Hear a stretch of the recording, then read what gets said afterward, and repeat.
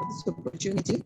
And my name is Wendy Aura, Executive Director for Young Women Leaders Connect and Global Youth Ambassador of TheirWorld. So I've identified myself with the two entities because we have programs on quality education, that is SDG 4, and that is what one of the areas my passion lies in, and that is what we'll be talking about today. So as Young Men's Connect, we felt that there's a gap in education. To make it whole, we felt that there's a need to bridge a gap of mentorship that is not provided through the normal curriculum and syllabus in the classroom. We did a survey in one of the counties in Homa Bay County in 2020, and we realized that there are a lot of things that the girls, we were in a high school, there are a lot of things that the girls in high school did not know about, which are very crucial to their life, and yet they're not provided for in the normal curriculum. So, for example, when we started discussing to them about sexual reproductive health, most of them they shied away from the topic because they felt they're not familiar to talking about such things, and they used a lot of sugarcoating of a lot of terms, which we felt that we need to now change the conversation and make it possible for young people to get to talk about things really. And when we talk about quality education, it's not just the papers, the passing exams and getting the papers, but it's about getting the knowledge about life, the knowledge about careers, knowledge about how to, about hygiene, menstrual hygiene, sexual reproductive health, mental health, because as a girl, let me talk about girls first.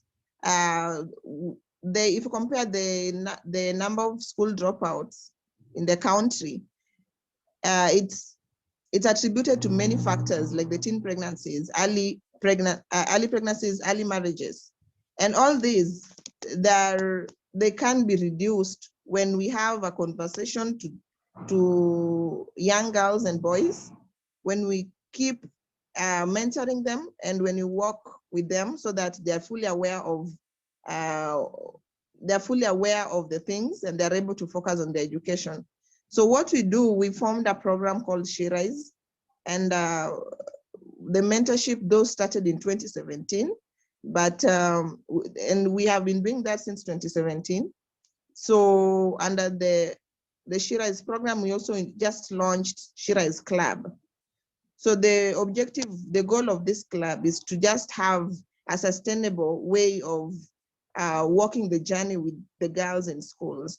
The reason why I talk about we're specific to girls is because they have a significant number of barriers in their education.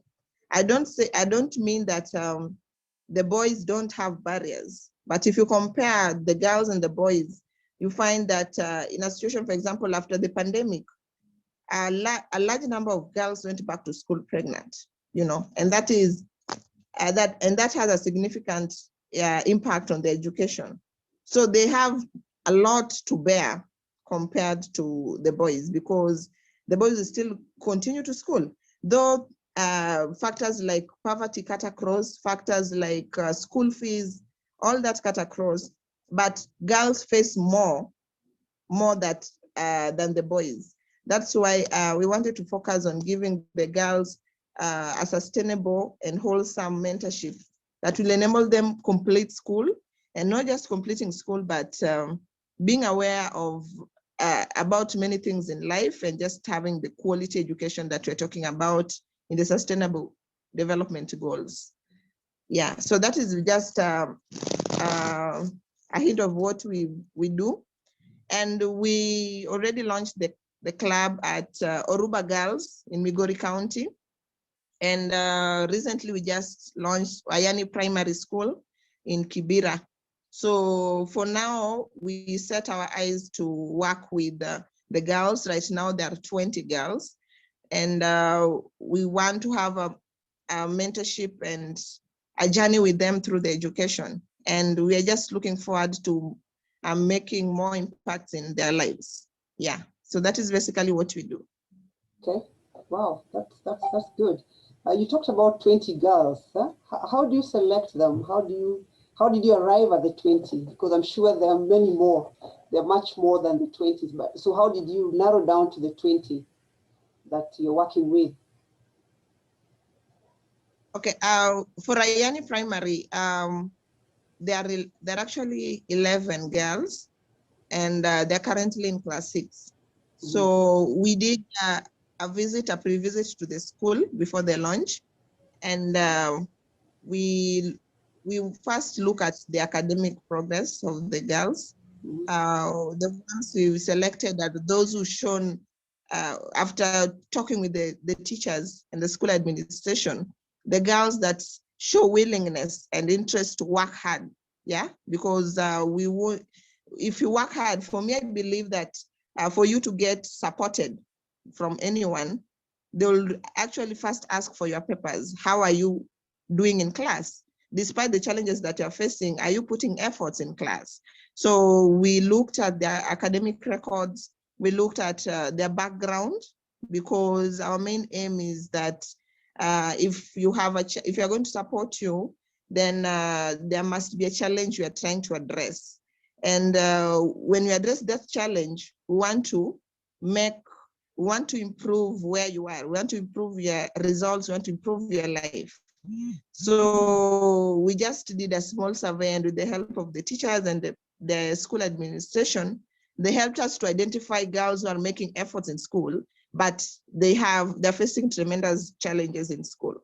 So we don't want girls to give up, because personally, I also know how it feels to lack something. Yeah, I've also grown up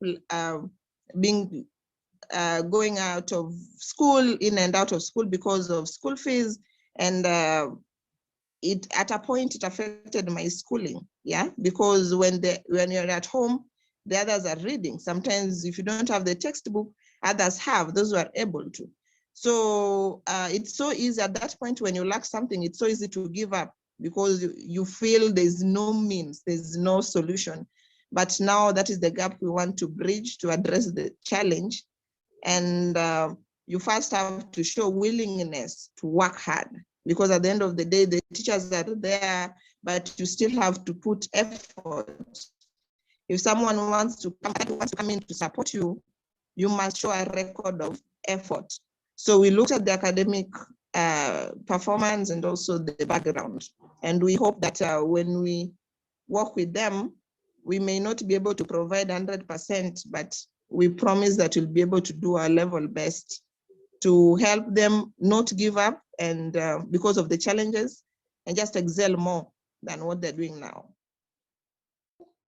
That's good, because when you talked about, girls who are academically, better, and I like that you gave your example, because you know that they're actually children who might not be able to perform better, not because of their wish. Maybe they don't have the textbooks, like the example you've given of yourself. You'll find that there are girls who are not performing well simply because they lack the resources, they lack the study materials, they lack conducive environment for them to be able to perform well. So I like what you said, that you actually look at the girls' effort. You look at the effort, you look at the progress that they're making in school. So you're not just looking at the marks, you're actually looking at their commitment and the effort they're putting in just wanting to better themselves. So thank you so much, Wendy, for that explanation. Now, just like your organization, Mshauri Youth Empowerment Program, is a non-profit organization, of course you know this, and it comprises of young people who have come together to contribute towards attainment of sustainable development goals that touch on quality education, health, and leadership. So we have that in common with the organization. Now, our target is children and young people in general, and maybe that's where the fact that I think for you, your organization focuses more on the girls. For us, of course, it's both boys and girls. And this month we are dwelling on quality education, which is represented in SDG number 4. And so based on this explanation, I'd like you to share with us, what does quality education mean to you as an individual, and even as your organization? What does it mean to you?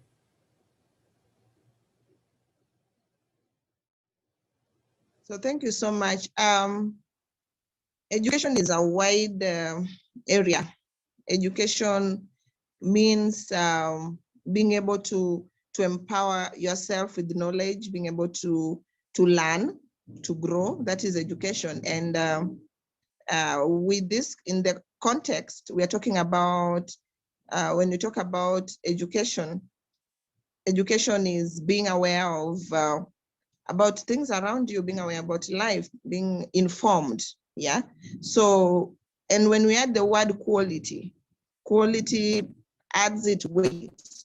So for us, quality education is not just going to school in the morning, going to school, being taught to live, and you wait for the exams, you do the exams, come back home with your papers, put the papers in your file. That is not just education. Education is way much more. Education is learning about being self-aware. That is education. Education is being able to learn about the current issues in the world. And this is because in the reality we live in right now, and especially you'll agree with me, when you finish school and you now you are in the actual world, you'll actually realize the significance of education beyond the papers. Yeah, this is what I mean. We face a lot in life. There's a lot that people face according to different context situations. But if you're not educated, then you'll be able to fail in many ways in life, even if you had papers. So quality education is just providing more than just the books, just the syllabus. And I'm glad that you introduced the CBC. I think CBC was just timely. Yeah. This is what this is what we need education, being able to give somebody room to explore, to learn, to widen their knowledge, to learn more and to grow. So for us, we provide that first through supporting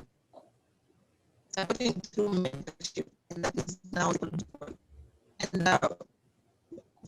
mentorship is very crucial. Yeah, we see people boys and girls, and we think they just do it for fun. Just not really.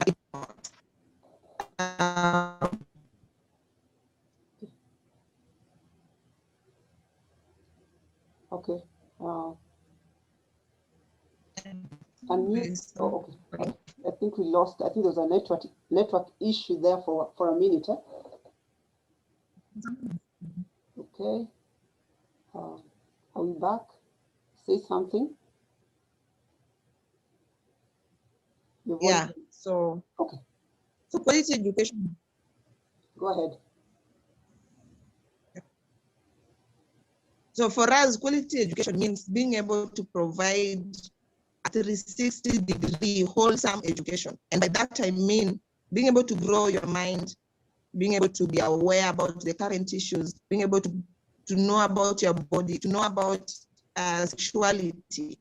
So these are things that we may learn them in some subjects, but we don't delve into them deeply. And sometimes when you find young people, they lose it. They lose it, and we have a lot of cases of mental issues. But these things are not addressed in the textbook. So quality education is being able to provide more than just papers. And this has been embraced by just the launch of CBC recently, so that the students at school, they have the opportunity and the room to explore. Yeah. we have many people who are doing so well in their talents. People are doing so well because of skills. And these skills, they didn't learn them in class. The talents, they didn't learn them in class. So when we talk about quality education, we give opportunities to people to rise through exploring talents, through exploring opportunities they have, being able to handle life issues well, and being able to take care of their mental health well-being, being able to take care of their mental health, being able to grow academic in their careers. So that is what we call quality education. That is education beyond just papers, beyond just classroom. Okay. Yes. All right. Thanks for that. I think you have mentioned in your explanation some of the challenges really that that children are facing currently. You talked about mental health. Of course, again, there is the issue of the menstrual hygiene, which interferes with girls, and they're forced to sometimes not to attend class because of that.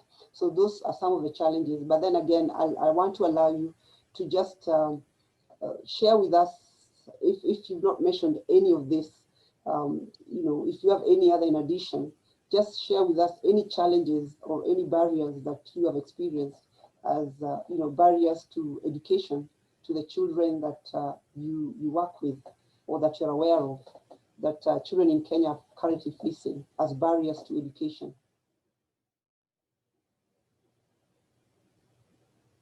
So the barriers to education, they're quite common, and they affect girls. They are the same barriers that affect girls across the country. And from the campaigns that we've done in the counties, we're able to conclude that the similarities there. And one of the main ones about the situation now that the schools were just opened after the long year period, long months of COVID-19 break. Most girls went back to school pregnant, and that is the reality. This is a reality that when you confirm even with the schools in your local areas, the school administration, they'll tell you a number of girls came back pregnant. And that is an issue we have to deal with. So that is one of the barriers, teen pregnancy. And we've had many organizations that have been advocating against this menace, and there's still more that needs to be done. I think it's not, the campaign cannot just end today.